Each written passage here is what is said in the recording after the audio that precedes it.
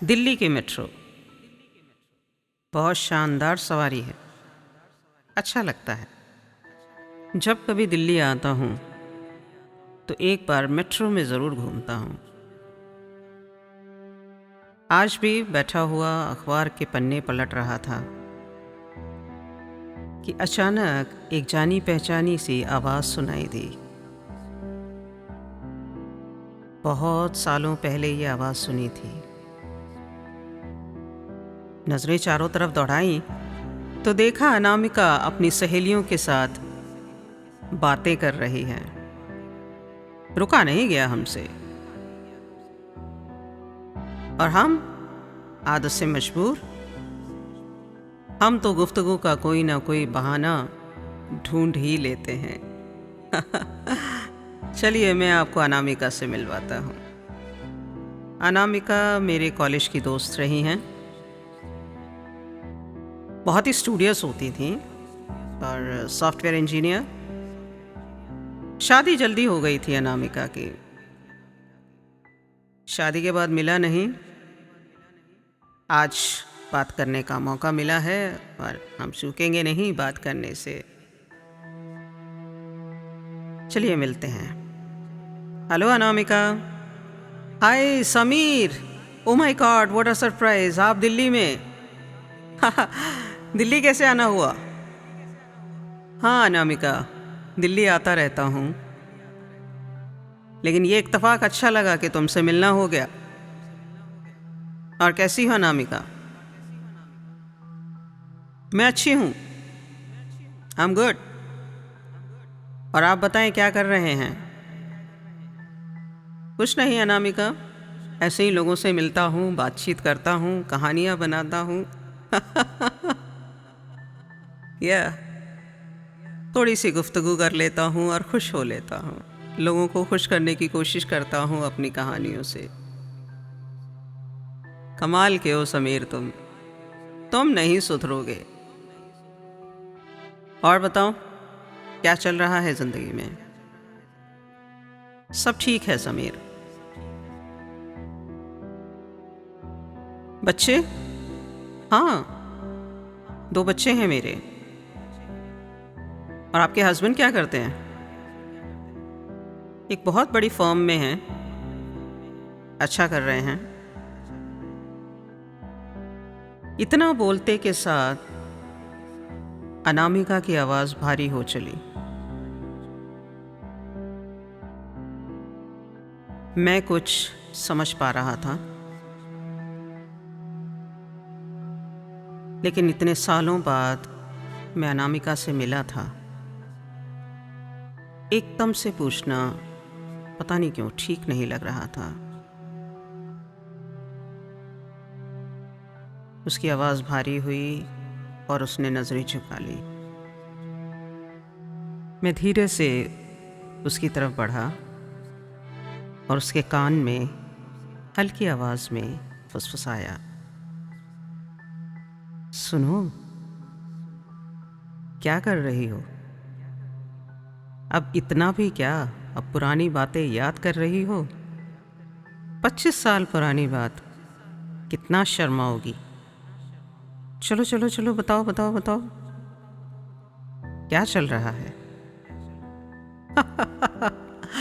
क्या समीर, 25 साल पुरानी बातें, वो सब गया समीर। आज सत्य है, आज यथार्थ है और आज इस हकीकत में हम जी रहे हैं। 2 बेटे हैं मेरे। मेरे पति बहुत अच्छी पोजीशन पर हैं और बहुत अच्छा कमाते हैं। और सच बताएं तुम्हें, मैंने इन सालों में बहुत मिस किया, बहुत बहुत मिस किया। बहुत याद आती थी तुम्हारी, लेकिन कहीं से भी किसी भी तरह से तुम्हें कांटेक्ट करने का ज़रिया कुछ मिला नहीं। और देखिए, मेरे ईश्वर ने मेरी प्रार्थना सुनी और आज आप मेरे सामने हैं। चलिए अब जब मिले हैं तो बात कर लेते हैं।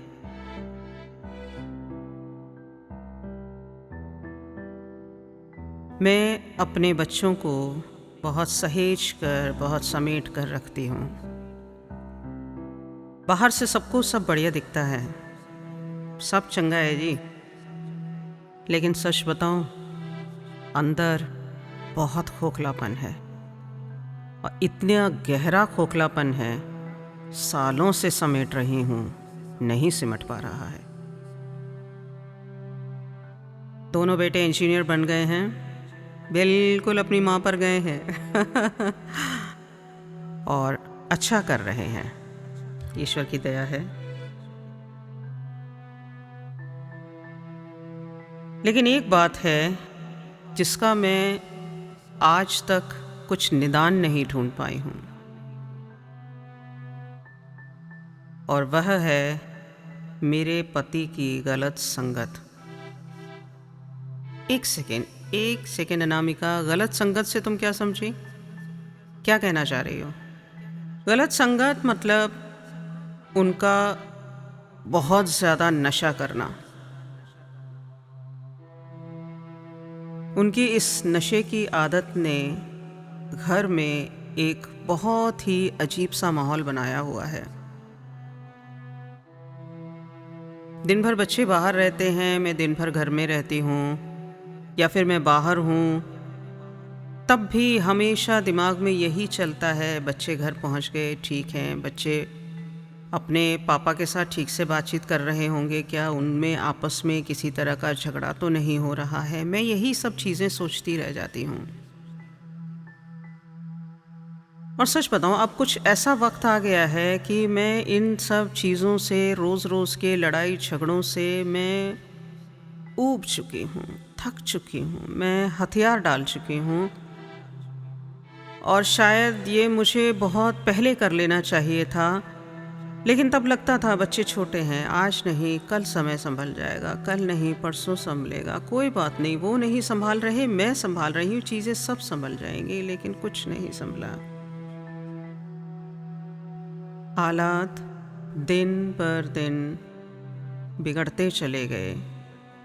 आज दोनों बेटे पिता के खिलाफ खड़े हैं। पिता आवाज़ ऊंची करके एक सवाल करते हैं, बेटों के 2 सवाल जाते हैं। मैं इन बच्चों में और अपने पति के बीच में उलझ कर रह गई हूँ।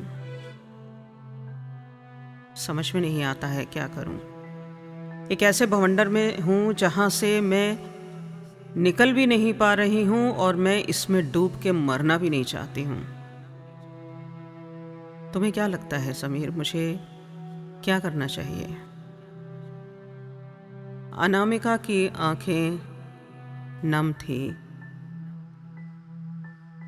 अनामिका बहुत कुछ कहना चाह रही थी, लेकिन अब वो चुप हो गई थी। मैंने धीरे से उसका चेहरा उठाने की कोशिश करी। आंखें बंद, और अनामिका रो रही थी। वह बहुत बहुत दर्द में थी।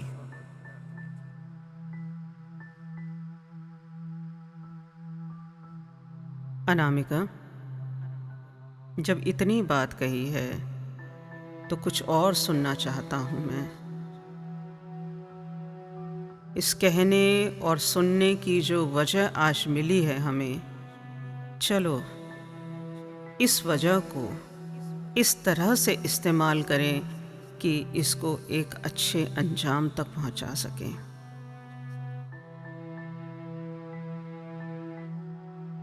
तभी देखा खान मार्केट का मेट्रो स्टेशन आया। अनामिका मुझे खींचते हुए खान मार्केट मेट्रो स्टेशन पर उतर गई। बहुत अजीब सा लग रहा था मुझे, बहुत सालों के बाद उसने मुझे इस तरह से खींचा। और एक बहुत पुरानी बात मुझे याद आई। मैं कॉलेज की कैंटीन में खड़ा था और किसी का इंतज़ार कर रहा था। एक तरफा प्यार था मेरा वो। अचानक से कहीं से अनामिका आई और पूछा, तुम क्या कर रहे हो समीर यहाँ पर? मैंने बड़े शर्माते हुए बोला, कुछ नहीं कुछ नहीं। उस दिन पहली बार वो मेरी कलाई पकड़कर मुझे घसीटते हुए वहाँ से ले गई और मैं पीछे मुड़कर उस लड़की को देख रहा था जिसका मैं इंतज़ार कर रहा था, और ये मेरी सहेली मुझे खींच कर ले गई। मेरी सहेली है ये, बहुत शैतान रही है ये, बहुत तंग करती थी। इतनी खुशमिजाज, इतनी हंसने बोलने वाली लड़की हुआ करती थी। आज क्या हुआ है इसे? उन बातों को याद करता हुआ मैं प्लेटफॉर्म पर लगे हुए बेंच पर जाकर उसके साथ बैठ गया।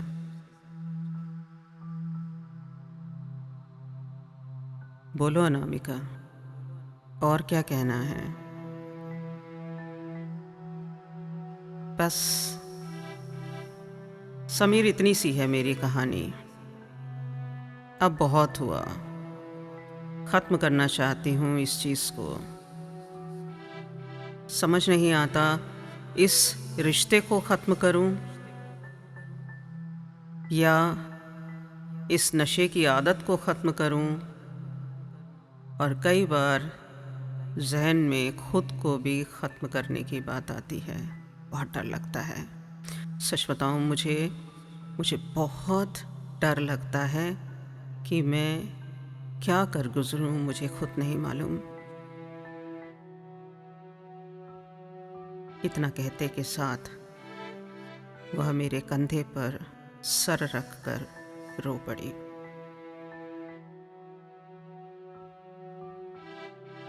समीर, मेरे बच्चे ना बहुत अच्छे बच्चे हैं। मैंने इन बच्चों के लिए बहुत मेहनत करी है। हस्बैंड का नाम एक टैग की तरह रहा हमेशा कि हाँ, मैं शादीशुदा हूँ और मेरा एक पति है, लेकिन उनकी जिम्मेदारी परिवार की तरफ हमेशा से ज़ीरो रही है, शून्य मात्र। बच्चे मुझसे बहुत ज़्यादा लगाव रखते हैं और वो अपने पिता की किसी भी तरह की बात को सुनने को तैयार नहीं हैं। और जब हम कॉलेज में थे तुम कहा करते थे ना कि दुनिया की बड़ी से बड़ी समस्या का इलाज बातचीत में है, हल बातचीत से निकलता है। लेकिन समीर, सच बताएं, हमारे घर में बातचीत का कोई माहौल बनता ही नहीं है। मैंने बहुत कोशिश करी, इतने सालों में मैंने बहुत कोशिश करी। प्लीज़ मुझे बताओ, मुझे क्या करना चाहिए? अनामिका, जितना मैं तुम्हें सुन पा रहा हूँ, समझ पा रहा हूँ, उसमें मुझे एक बात समझ में आती है कि तुमने हालातों के साथ समझौता किया। You had tried to accept the situation and you had tried to adapt yourself to the situation. You have tried both. ठीक है? अब मुझे एक चीज़ बताओ कि क्या तुमने अपने और आदित्य के रिश्ते में सुधार लाने के लिए अपने और आदित्य की ज़िंदगी में कुछ बदलाव लाने की कोशिश करी? हाँ समीर, मैंने बहुत कोशिश की। मैंने अपने आप को बदला। मैं खामोश होती चली गई, मैं शांत होती चली गई। मैंने सिर्फ उसकी सुनी, सिर्फ सुनी, सिर्फ सुनी और सिर्फ सुनी। मैंने कोई जवाब नहीं दिया क्योंकि मुझे मालूम था जवाब देने से हालात और बिगड़ेंगे। मैंने अपने माता पिता से बात करी थी, तब मेरी माँ ने मुझसे एक बात कही, अनामिका, घर में अगर बहुत ज़्यादा शोर हो तो चुप हो जाना चाहिए, और एक चुप से 100 सुख मिलते हैं। सच बताऊं समीर, मैंने 18 साल गुजार दिए ऐसे चुप रहते रहते।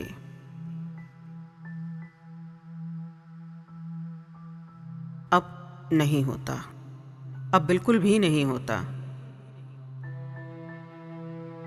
बताओ क्या करूं? फिर एक ही तरीका बचता है, देखिए, एक रिश्ते को बचाने के 3 स्टेप होते हैं। पहला स्टेप एक्सेप्ट और अडैप्ट, वो तुम कर चुकी हो। दूसरा step change, you try to change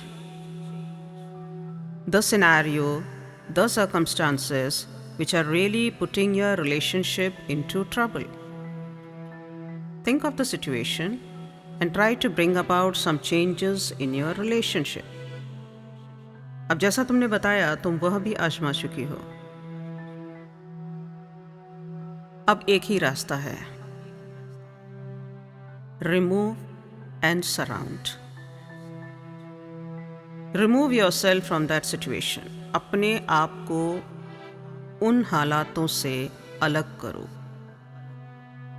उस सिचुएशन से अपने आप को अलग करो, और अलग इस तरीके से करो कि वो हालात तुम्हारे ऊपर किसी भी तरह से हावी ना होने पाए। यह आसान नहीं है, और इसको आसान बनाने का तरीका भी बताता हूँ। अपने आप को उन हालातों से बाहर निकालने के लिए तुम्हें खुद को ऐसे लोगों के दायरे में रखना पड़ेगा जो लोग सिर्फ पॉजिटिव माइंडसेट के साथ जीते हैं। ऐसे लोगों से मिलो जो तुम्हारे जैसा सोचते हो। तुमको मैं जितना देख पा रहा हूँ, तुम इतने सालों में तुमने अपने आप को बिल्कुल ही घर में समेट कर, चीज़ों को संभाल कर, सहेज कर रखने में जो ज़िंदगी गुजारती, उसमें तुम अपने दोस्त भूल गई। तो अच्छा ये बताओ, तुम्हारी सोशल लाइफ कितनी है? समीर, 0 है मेरी सोशल लाइफ। फिर अब तुम्हें इस सिचुएशन से अपने आप को बाहर निकालना होगा। You have to remove yourself. Remove yourself from this situation and surround yourself with the people having positive mindset, positive thinking, positive energy. अपने दोस्तों का दायरा बढ़ाओ। क्या तुम्हारे पति ने कभी तुम्हारे दोस्तों के लिए तुम्हें कुछ कहा है? नहीं समीर, कभी मैंने उनको जाहिर ही नहीं होने दिया कि मेरी जिंदगी में कभी दोस्त भी हैं। बस फिर क्यों इतनी फिक्र करती हो? दायरा बढ़ाओ, अपने दोस्तों का दायरा बढ़ाओ, अपने जैसे लोगों से मिलो, जो तुम्हारी तरह सोचते हैं, ऐसे लोगों से मिलो। किताबें पढ़ना शुरू करो अनामिका। तुमको तो हम लोग कॉलेज में किताबी कीड़ा बुलाते थे। जहां देखो तुम्हारे हाथ में एक कप कॉफी और किताब हुआ करती थी। किताबें पढ़ रही हो आप? नहीं समीर, वो भी छूट गई। कोई चिंता नहीं, चलो आज मेरे को एक प्रॉमिस करो फटाफट। Be a good girl, come on. क्या करने वाली हो? Thank you Sameer, thank you so much. पहला दोस्त तो मुझे वापस मिल गया मेरा, समीर माय बेस्ट फ्रेंड। अब तुम मुझे अपने कॉलेज के सभी दोस्तों से मिलवाने वाले हो। And Sameer, I promise you कि मैं अपने आप को इस सिचुएशन से निकाल कर अपना ध्यान और क्रिएटिव चीज़ों में लगाने वाली हूँ। मैं फिर से किताबें पढ़ने वाली हूँ, और मैं फिर से अब नौकरी ज्वाइन करने वाली हूँ, और सारे दोस्तों से तुम मिलवाओगे, और ऑटोमेटिकली मेरा दोस्तों का दायरा बढ़ेगा। Love you Sameer, love you my friend. Thank you so much for everything. आज मैं ईश्वर के आगे शुक्रगुजार हूँ।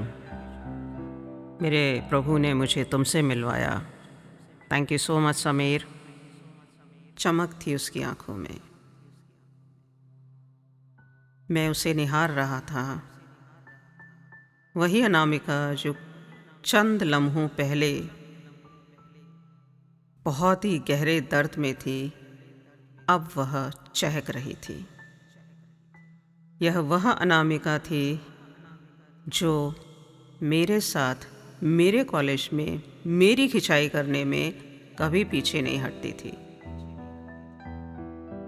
वही चमक, वही रौनक अभी इसके चेहरे पर देखते हुए मुझे बहुत अच्छा लग रहा है। अरे, हम बातों बातों में तो भूल ही गए। अनामिका, कहाँ जा रही थी तुम? समीर, मैं सरिता विहार जा रही हूँ। और आप कहाँ को? अब तुमने खींचकर उतार ही दिया है खान मार्केट। कोई दिक्कत नहीं, तुम निकलो सरिता विहार, मैं थोड़ी दिल्ली और घूमूंगा। दोस्तों, यहीं तक थी मेरी और अनामिका की कहानी। अनामिका खुश, मैं भी खुश। समझने वाली बात है, कई रिश्ते ज़िंदगी में ऐसे होते हैं जिनसे हम चाहकर भी नहीं निकल पाते हैं। कहीं ना कहीं कोई ना कोई मजबूरी हमें उन रिश्तों से बांधे रखती है, और शायद हम बंधे रहना भी चाहते हैं।